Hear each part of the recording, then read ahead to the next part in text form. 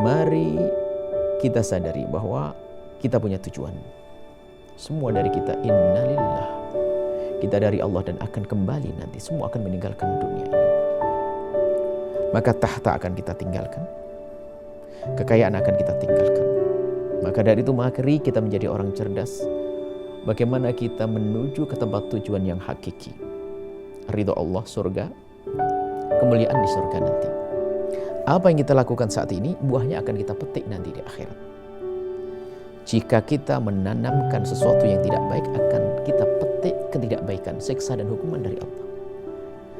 Dan jika yang kita tanamkan kebaikan, kita akan mendapatkan buah di akhirat dan dilipat gandakan oleh Allah Subhanahu wa taala. Dan bercocok tanam di sini bukan berarti hanya sujud, sholat, rukuk, tidak.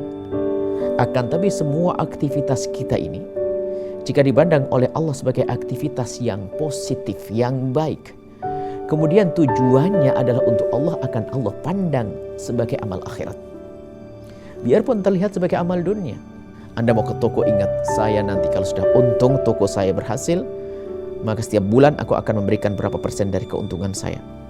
Saya sebagai seorang pegawai kecil, gajiku sebulan hanya 500.000. Tapi aku ingin langkahku dalam bekerja ini ada nilainya pahala.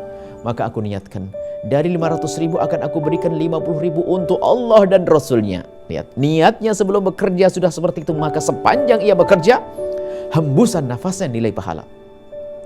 Dan mari kita sambungkan semua aktivitas kita dengan Allah dan Rasulnya. Karena Allah dan karena Allah, alangkah indahnya saat itu.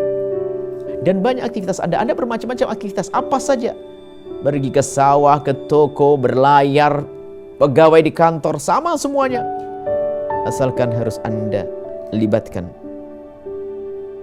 kerinduan Anda kepada akhirat. Anda masukkan.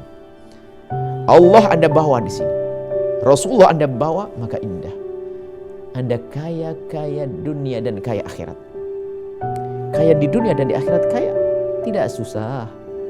Perlu kesadaran saja. Kita akan meninggalkan ini semua. Banyak ada orang hartanya melimpah, tapi tidak diberi kesempatan oleh Allah untuk berderma sedikit pun. Lihat, tidak ada membangun musola, tidak ada membantu masjid. Bangunnya hanya bangun tekel berapa meter. Membangun gede hanya sedikit. Kenapa? Padahal hartanya melimpah. Tapi kalau untuk kemaksiatan dia akan bersemangat. Kenapa? Karena dia tidak dipilih oleh Allah. Maka mari menjadi hamba yang dipilih oleh Allah Subhanahu wa taala. Berusaha melatih diri kita untuk berbuat baik dengan apa yang Allah berikan. Dan di balik pekerjaan kita yang urusan dunia ini, kita libatkan Allah. Kita masukkan program untuk Allah.